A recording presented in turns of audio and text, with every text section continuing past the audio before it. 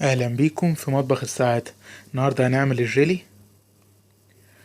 اول حاجة عندنا كيس دريم جيلي فراولة او موز او اي فاكهة انتوا تحبوها.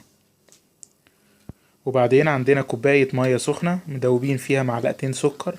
هنبتدي ننزل محتويات الكيس. ممكن نقطع قطع فاكهة ونحطها في الجيلي ونقلب كويس لغاية ما يدوب تماما. وبعدين عندنا قالب جيلي او ممكن طبق زي ما انتوا تحبوا. هنبتدي ننزل فيه الجيلي بتاعنا السخن.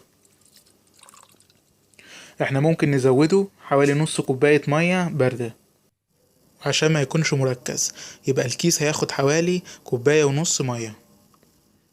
وده في النهاية شكل الجيلي بتاعنا. يا رب يكون عجبكم، وبمزيد من الوصفات الجميلة على مطبخ السعادة. لو عجبكم الفيديو ما تنسوناش في لايك واشتراك في القناة، وبمزيد من الأكلات الجميلة والشهية على مطبخ السعادة.